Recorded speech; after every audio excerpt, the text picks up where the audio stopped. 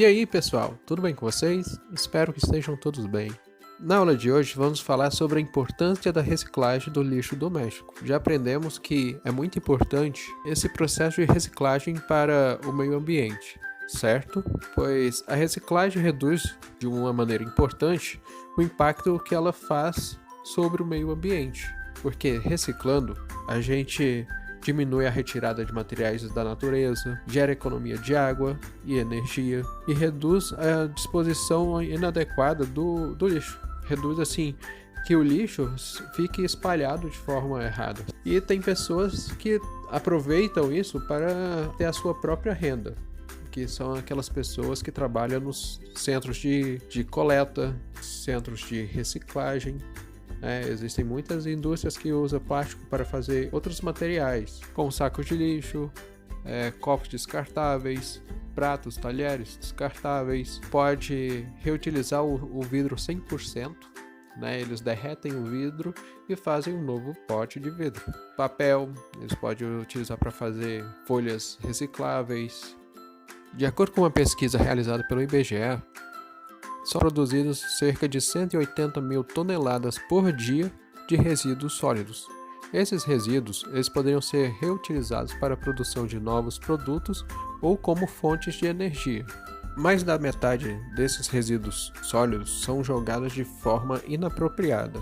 Isso causa um prejuízo econômico no nosso país de cerca de 8 bilhões de reais por ano. No nosso país, apenas 18% das cidades brasileiras contam com serviço de coleta seletiva. Coleta seletiva. Vocês sabem o que é uma coleta seletiva? Acredito que sim, de acordo com as aulas anteriores, vocês devem lembrar. Coleta seletiva é quando nós fazemos a separação dos diferentes tipos de produtos que estão no lixo, como plásticos, vidros, metais, papéis e orgânicos. Então, pessoal, como devemos separar esse lixo doméstico? A princípio, não devemos misturar os recicláveis com os orgânicos. Os orgânicos são aqueles que se decompõem, como os alimentos. Quanto aos vidros, as latas, as garrafas, devemos lavá-los e secá-los. Os papéis devem estar secos e dobrados. Quando é um material quebrável, como o vidro, devemos embrulhá-los para evitar que quebrem na hora da coleta e acabe machucando alguém. Geralmente, todo material perfurante devemos embrulhar, como pregos, parafusos, facas, lâminas. Devemos embrulhá-los antes de separá-los. Cada produto deve ser separado em um saco diferente. Vidros só com vidros, os metais só com metais, os plásticos só com plásticos, os papéis com papéis e orgânicos com orgânicos. Certo. Agora que entendemos um pouco mais sobre reciclagem doméstica, vamos ver dois vídeos que mostram que, além de reciclar, podemos reutilizar esses materiais para outra finalidade. No caso, uma obra de arte. Um vídeo sobre um documentário do artista Vic Muniz e outro que fala sobre a exposição de arte desse mesmo artista. Vamos lá? Eu trabalho com a relação das pessoas com o mundo através de imagens. Tenho de colocar a pessoa numa situação onde ela tem que pensar por ela mesma, ela tem que se indagar o que é isso, o que eu estou vendo. O filósofo trabalha com as coisas com o intelecto, com as coisas que acontecem dentro da consciência, da cabeça dele. O cientista trabalha com o mundo físico, E eu acho que o artista ele tem quase que por obrigação trabalhar entre esses dois mundos, onde o pensamento encontra a matéria. Eu me vejo nesse lugar, esse é o meu estúdio. E esse meu estúdio ele pode ser em qualquer lugar. Eu parei de ter um lugar específico assim para essas ideias acontecerem, para elas se materializarem. A maior parte do tempo eu funciono dentro de espaços muito aconchegantes, pequenos, onde eu trabalho sozinho. E eu tento projetar isso em lugares diferentes. Eu posso estar trabalhando numa mina de ferro no centro do Brasil, em Minas Gerais, ou eu posso estar trabalhando no MIT com coisas minúsculas.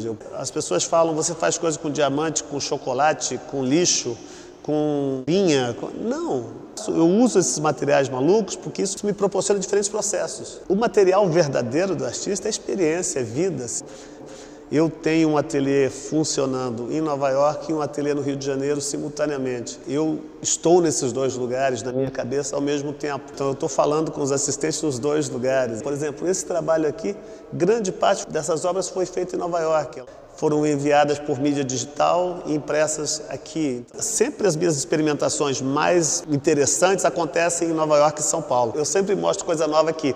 E essa exposição está acontecendo ao mesmo tempo em Nova York e aqui. Algumas delas são baseadas em obras de arte e principalmente pinturas. E eu tenho quase que uma coleção, um repertório de pinturas que eu adoro. E nessa mostra eu revisito algumas delas.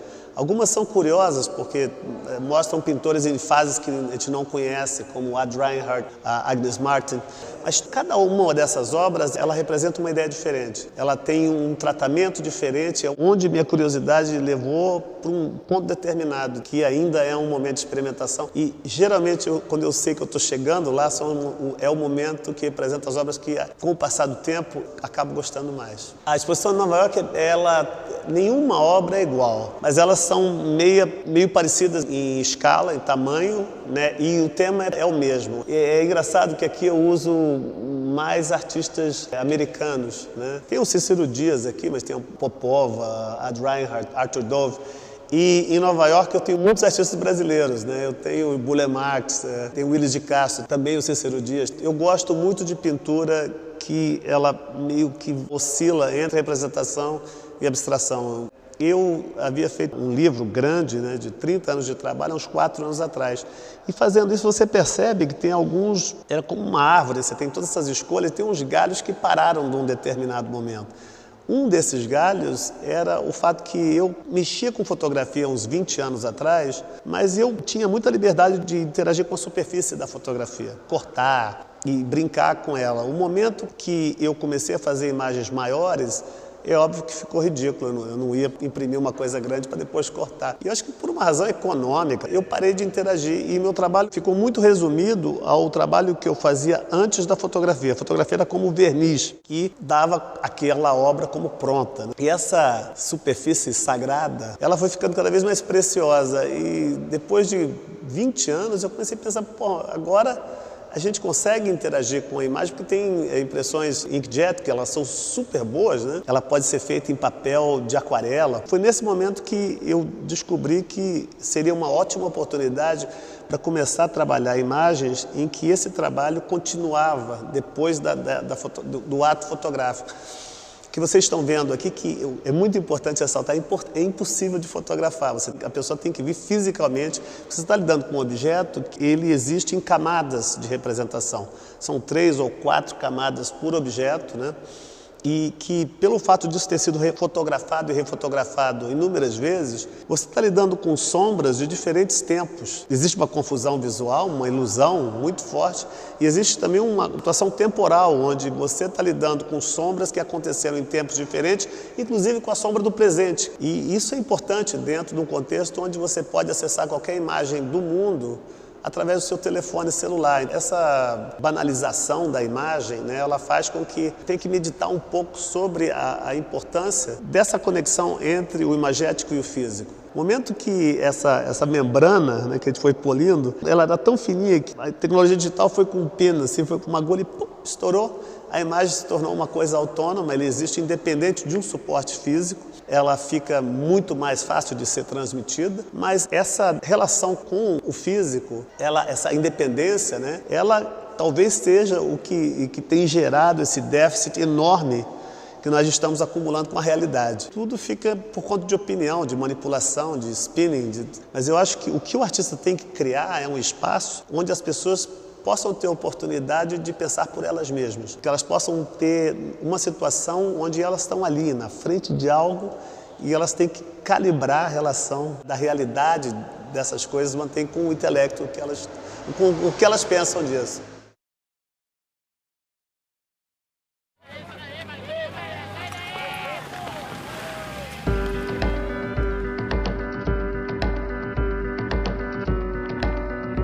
What I really want to do is to be able to change the lives of a group of people with the same material that they deal with every day. Sou Vicky, prazer. queria fazer retrato dos catadores e o dinheiro todo da venda das fotografias iria reverter para fazer alguma coisa mudar aqui.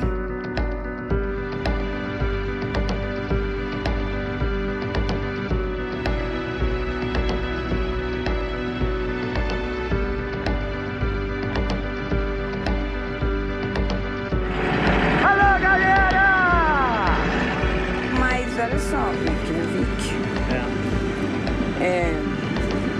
Isso não é futuro. Então aqui nesse lixo aqui eu invento muita coisa. E eu também me sinto muito bem aqui nessa água, nesse lixo. Aí vi aquele livro grosso assim, todo enxorumado, aí vi, tava escrito Príncipe de Maquiavel. Aí me deu uma neurose de ler.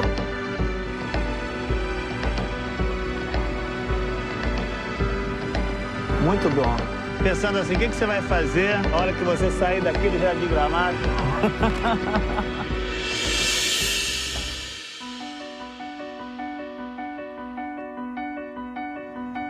O momento onde uma coisa se transforma em outra é o momento mais bonito. Aquele momento é um momento mágico mesmo.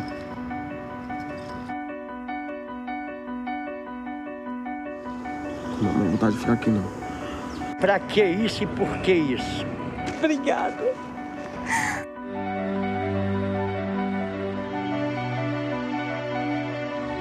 Caraca, maluco. Eu nunca imaginei uma obra de arte.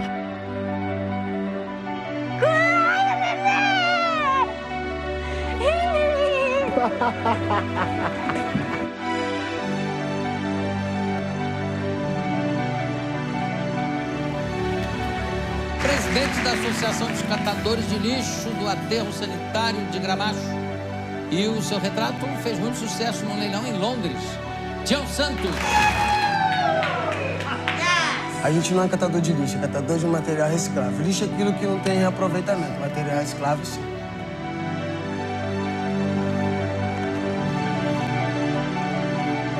I do hope that his risk is going to pay off. Lot number 272, the great work by Vic Muniz, Pictures of Garbage. Now,